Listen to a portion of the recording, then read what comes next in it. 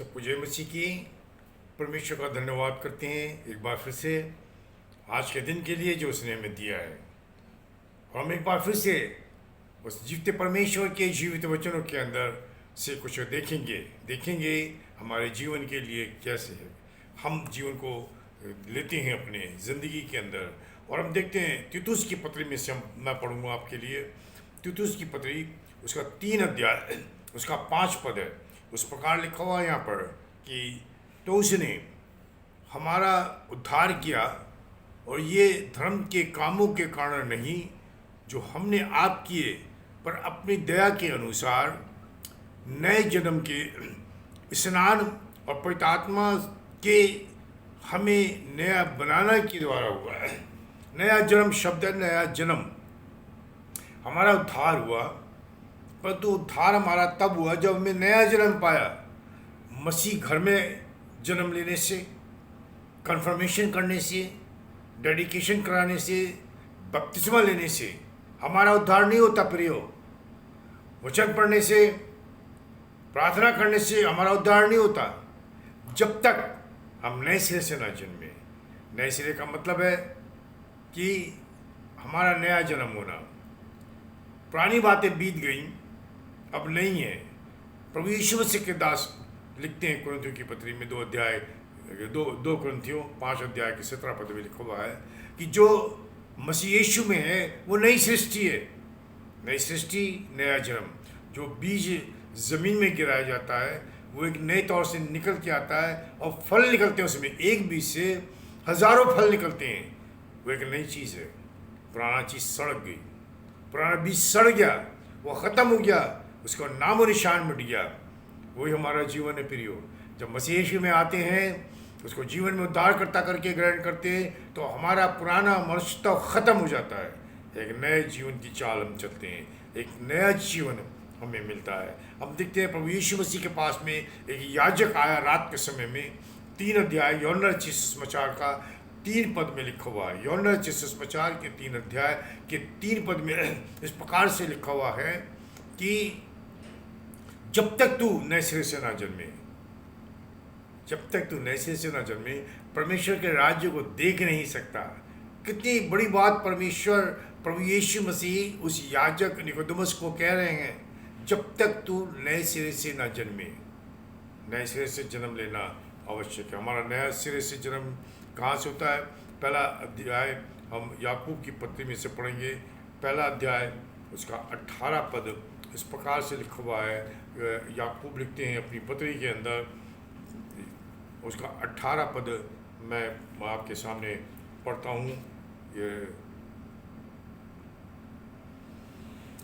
उसने अपनी इच्छा से हमें सत्य के वचन के द्वारा उत्पन्न किया, ताकि हम उसकी सृष्टि की हुई वस्तुओं में से एक प्रकार के प्रथम फल हों। उसने हमें किससे स्वतंत्र किया? नया जन्म दिया सत्य के वचन के द्वारा।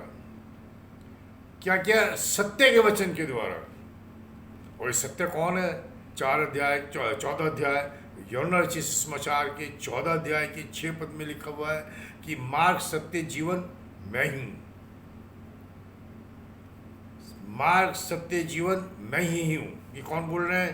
ये प्रभु यीशु मसीह कह रहे हैं। तो हमारा मार्ग, सत्य, जीवन हमारे लिए प्रभु यीशु मसीह बन करके आया, वो सत्य है। और हम देखते हैं कि यहाँ पर एक पद और मैं पढ़ता हूँ आपके लिए। यूहन्ना रचित सुसमाचार और उसका 8 अध्याय और उसका 32 पद में इस प्रकार से कि लिखा हुआ है कि सत्य को जानोगे और सत्य तुम्हें स्वतंत्र करेगा। ग्रीक भाषा में लिखा हुआ है कि सत्य तुम्हें नया जन्म देगा। और सत्य कौन है? मसीह यीशु है। जो मसीह यीशु में है वो नई सृष्टि है। तो नया जन्म मिल रहा है वचन के द्वारा, अर्थात मसीह यीशु के द्वारा। और वचन जो आया वो पवित्र आत्मा के द्वारा आया। परमेश्वर ने सरदूत को मरियम के पास भेजा और उससे कहा मत डर, क्योंकि तू पवित्र आत्मा के द्वारा गर्भवती होगी और एक बालक जन्मेगी। तो यीशु मसीह पवित्र आत्मा के द्वारा संसार के अंदर आया। ध्यान से सुनेंगे। पहली बात, यीशु मसीह पवित्र आत्मा के द्वारा जन्म लिया, और दूसरी बात कि पवित्र आत्मा के द्वारा वो भरा, ऊपर भी आया। दोनों चीज़ें हम देखते हैं। तो सत्य यह है कि वचन के सत्य के द्वारा मेरा और आपका जन्म होगा। अगर नहीं हुआ अभी तक तो प्रियो, हमें प्रभु के वचन के पास में आकर के उससे बोलना पड़ेगा, मैं पापी हूँ, मुझे क्षमा कर। तो हम देखते हैं कि सत्य हमने देखा प्रभु यीशु मसीह है, और प्रभु यीशु मसीह वचन भी है। वचन के द्वारा, किसके द्वारा? वचन के द्वारा, सत्य के वचन के द्वारा। और सत्य हमने देखा प्रभु यीशु मसीह है। हालेलुया। क्या मेरा आपका जन्म हुआ सत्य के द्वारा, उस मसीह यीशु के द्वारा? क्या उसने हमें अपने वचन के स्नान, वचन से स्नान कराया? इफिसियों की पत्री हम देखते हैं 5 अध्याय, इफिसियों की पत्री उसका 5 अध्याय, उसके अंदर हम कुछ पद को पढ़ते हैं। यहाँ पर इस प्रकार से लिखा हुआ है, 5 अध्याय के 26 पद में इस प्रकार से लिखा हुआ है कि उसको वचन के द्वारा जल के स्नान से शुद्ध करके पवित्र बनाए। पवित्र बनाए, वचन पढ़ने से नहीं, सिर्फ वचन को हम लागू करें अपने जीवन में।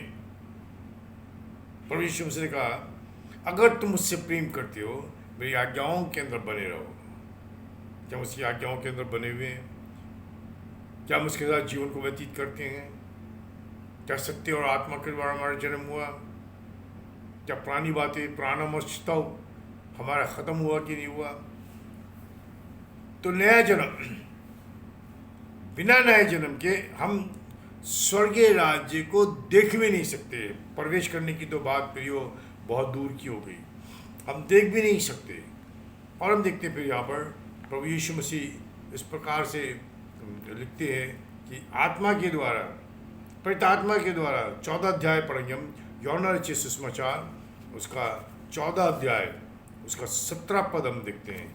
यूहन्ना रचित सुसमाचार उसका 14 अध्याय उसका 17 पद पर इस प्रकार से लिखा हुआ है, अर्थात सत्य की आत्मा जिसे संसार ग्रहण नहीं कर सकता, क्योंकि वे ना उससे देखता है और ना उससे जानता है। तुम उसे जानते हो क्योंकि वे तुम्हारे साथ रहता है, वे तुम में है, पवित्र आत्मा के द्वारा। क्या पवित्र आत्मा हम में है? हम देखें अपने को, और फिर हम देखते हैं कि 26 पद इसी में, और समाचार 14 अध्याय के 26 पद में लिखा हुआ है, परंतु सहायक अर्थात सत्य की आत्मा, अर्थात पवित्र आत्मा जिसे पिता मेरे नाम से भेजेगा, वे तुम्हें सब बातें सिखाएगा, और जो कुछ मैंने तुमसे कहा वे सब तुम्हें याद दिलाएगा। सत्य की आत्मा अर्थात पवित्र आत्मा। प्रभु यीशु मसीह पेंतेकुस्त के दिन पवित्र आत्मा को भेज दिया। आज हम देखते हैं, बहुत जगह हम सुनते हैं, पवित्र आत्मा उतरा है, पवित्र आत्मा उतरा है, पवित्र आत्मा उतरा। प्रियो, परमेश्वर का वचन ये कहता है कि पवित्र आत्मा 2 बार उतरा, पहला 3 बार उतरा। पहला नूह ने जब कबूतरी को छोड़ा, आया चला गया, वापिस आया, फिर लौट के नहीं गया।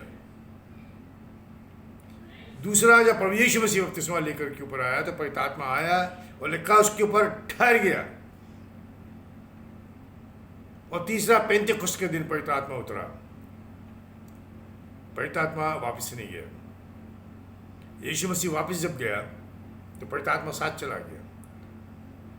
अब यीशु मसीह के जी उठने के 50वें दिन में पवित्र आत्मा फिर आया, जो आज भी है, जो आज भी है, और तुम में रहता है, तुम्हारे पास में है। वो लोग बोलते हैं पवित्र आत्मा उतरा, पवित्र आत्मा उतरा, पवित्र आत्मा उतरा। प्रियो, फरमाने वाली बातों में हम जीवन को व्यतीत ना करें, और हम सत्य को जानें, और सत्य जो प्रभु यीशु मसीह है हमें स्वतंत्र करता है। तो हम देखते हैं पवित्र आत्मा हमारे जीवन में आया और हमें नया बनाया। पहला यूहन्ना उसका 5 अध्याय हम पढ़ते हैं। पहला यूहन्ना उसका 5 अध्याय और उसका 7 पद इस प्रकार से हम पढ़ते हैं। यहाँ पर पहला यूहन्ना उसका 5 अध्याय और उसका 7 पद में इस प्रकार से यूहन्ना लिखते हैं, जो गवाही देता है वो आत्मा है, क्योंकि आत्मा सत्य है। आत्मा सत्य है। तो पवित्र आत्मा का वर्णन है कि वो हमारी गवाही देता है। हम नहीं, हम तो बहुत कुछ बोल देते हैं, कितना सच है कितना झूठ है प्रभु जानता है। परंतु सत्य ये है प्रियो के पवित्र आत्मा के बगैर हम स्वर्गीय राज्य के अंदर प्रवेश नहीं कर सकते, क्योंकि पवित्र आत्मा ही है हमें लेकर के जाने वाला। फिर हम देखते हैं कि हमारा उद्धार जो है किसके द्वारा हुआ, जैसे हमने पढ़ा वचन के द्वारा, अर्थात प्रभु यीशु मसीह के द्वारा। और हम देखते हैं पद और देखते हैं, पहला पतरस उसका पहला अध्याय और उस पर हम पढ़ते हैं कि यहाँ पर परमेश्वर का वचन हमें सिखाता है, क्या बोलता है प्रभु का वचन हमसे, कि प्रभु का वचन में ये पहला पतरस उसका 1 अध्याय और 13 पद में लिखा है। यहाँ पर पहला पतरस उसका 1 अध्याय और 23 पद माफ कीजिएगा, पहला पतरस 1 अध्याय उसका 23 पद, क्योंकि तुमने नाशवान नहीं पर अविनाशी बीज से परमेश्वर के जीवते और सदा ठहरने वाले वचन के द्वारा नया जन्म पाया। फिर हम देखते हैं पिता पुत्र और पवित्र आत्मा तीनों आ रहे हैं। अब बहुत से लोग निकल के आए यीशु के नाम से, यीशु के नाम से, यीशु के नाम से, पिता पुत्र पवित्र आत्मा, उसके द्वारा नया जन्म पा रहे हैं हम, अपने कार्यों के द्वारा नहीं, बपतिस्मे के द्वारा नहीं, वचन को जीवन में लागू करने के लिए। और खास बात हम जो देखते हैं वो यूहन्ना रचित सुसमाचार के 16 अध्याय उसके 13 पद में हम पाते हैं। 16 अध्याय यूहन्ना रचित सुसमाचार उसका 16 अध्याय और उसके एक कुछ पद हम देखते हैं। यूहन्ना रचित सुसमाचार उसका 16 अध्याय और उसका 13 पद, यहाँ पर इस प्रकार से लिखा, परंतु जब वो अर्थात सत्य का आत्मा आएगा वो तुम्हें सब सत्य का मार्ग बताएगा, क्योंकि वो अपनी ओर से ना कहेगा परंतु जो कुछ सुनता वही कहेगा। सत्य का आत्मा आएगा और तुम्हें बताएगा।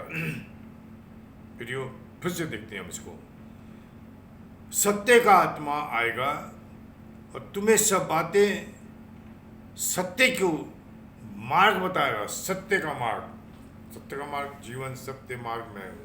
हालेलुया, प्रभु यीशु मसीह कह रहे हैं इस चीज़ को। और हम देखते हैं आखिर में प्रभु यीशु मसीह के ने खुद अपने द्वारा कहा है। पहला पतरस फिर से हम देखेंगे, पहला पतरस उसका 1 अध्याय, पहला पतरस 1 अध्याय और उसका 19 पद इस प्रकार से लिखा, पर निर्दोष निष्कलंक मेमने अर्थात मसीह के बहुमूल्य लहू के द्वारा हुआ है। किसके? हमारा उद्धार प्रभु यीशु मसीह के बहुमूल्य लहू के द्वारा हुआ। परमेश्वर के वचन में हम पढ़ें और देखें और सुने और उसके अनुसार हम जीवन में लागू करें, तब हमारा उद्धार होगा। प्रियो, ऐसे ही नहीं कोई भी आके कुछ बोल दे और हम उसको मान लें। 9 अध्याय इब्रानियों की पत्री उसका 9 अध्याय इब्रानियों की पत्री उसका 9 अध्याय हम देखते हैं। यहाँ पर हम फिर पढ़ते हैं, इस प्रकार से लिखा हुआ है 22 पद में, 9 अध्याय के 22 पद में, और व्यवस्था के अनुसार प्राय सब वस्तुएं लहू के द्वारा शुद्ध की जाती हैं और बिना लहू बहाए क्षमा नहीं होती। बिना लहू बहाए क्षमा नहीं होती। फिर हम देखते हैं और फिर हम देखते हैं यहाँ पर एक वचन को जो 12 पद में लिखा हुआ है। 12 पद में लिखा हुआ है बकरों और बच्चों के लहू के द्वारा नहीं पर अपने ही लहू के द्वारा एक ही बार पवित्र स्थान में प्रवेश किया और अनंत छुटकारा प्राप्त किया। ये प्रभु यीशु मसीह के लिए वर्णन है, परंतु हम देखते हैं कि यहाँ पर हमारा छुटकारा प्रभु यीशु मसीह के लहू के द्वारा हो रहा है। किसके द्वारा हो रहा है? प्रभु यीशु मसीह के लहू के द्वारा। हमारा उद्धार ऐसे नहीं हो गया प्रियो, हमने नया जन्म ऐसे नहीं पा लिया। एक बहुमूल्य दान, एक वरदान, एक बलिदान चढ़ाया गया और वो प्रभु यीशु मसीह के हुक्मों में। इफिसियों की पत्री 1 अध्याय और 7 पद, 1 अध्याय 7 पद है। यहाँ पर पढ़ते हैं हमको उसमें अर्थात प्रभु यीशु मसीह में प्रभु यीशु के लहू के द्वारा छुटकारा अर्थात अपराधों की क्षमा और उसके उस अनुग्रह के धन के अनुसार मिला है। उसके द्वारा, यीशु मसीह के लहू के द्वारा। ऐसे नहीं मिल गया हमको जो आज हम घूमते फिरते अपने को मसीह कहते हुए। नहीं प्रियो, नया जन्म पाए बगैर हम परमेश्वर के राज्य को देख नहीं सकते। प्रवेश करना तो बहुत दूर बात है और समय है अभी। आज समय है कि हम अपने जीवन को प्रभु के हाथ में सौंपे। प्रभु मैं यहाँ हूँ, मुझे अपने खून से धो दे, मेरे पापों को क्षमा कर, एक बार फिर से अपनी महिमा को मेरे ऊपर प्रकट कर, ताकि आपकी महिमा के अंदर मैं जीवन को व्यतीत करूँ। इन छोटे से वचनों के द्वारा प्रभु हमें आपको आशीष दे। आइए प्रार्थना करेंगे। पिता परमेश्वर, वचनों के द्वारा हमसे बातचीत कर, हम कहते हैं आप बढ़े। हम जब तक प्रभु यीशु मसीह खून से नहीं धुले जाते, हमारा नया जन्म नहीं होता। प्रभु हमें क्षमा कर एक नया जीवन दीजिए। सारी महिमा हम आपको देती हैं पिता परमेश्वर, प्रभु यीशु मसीह के नाम से मांगते हैं, सुन और ग्रहण कर। प्रियो, अगर आपके पास में कोई प्रार्थना का रिक्वेस्ट है, आप इस पर पोस्ट कीजिए, हम आपके लिए प्रार्थना करेंगे। प्रभु का वचन कहता है कि हम दुखी हैं, प्रार्थना करें, आनंदित हैं, प्रभु का धन्यवाद करें। तो प्रियो, अगर आप बीमार हैं, तकलीफ़ है, कोई परेशानी है घर के अंदर, आप यहाँ पोस्ट कीजिए, हम आपके लिए प्रार्थना करेंगे। प्रभु आपको आशीष दे। और एक निवेदन और है कि आप इस चैनल को सब्सक्राइब कर दें और शेयर करें। प्रभु आपको बड़ी आशीष दे। जय मसीह की।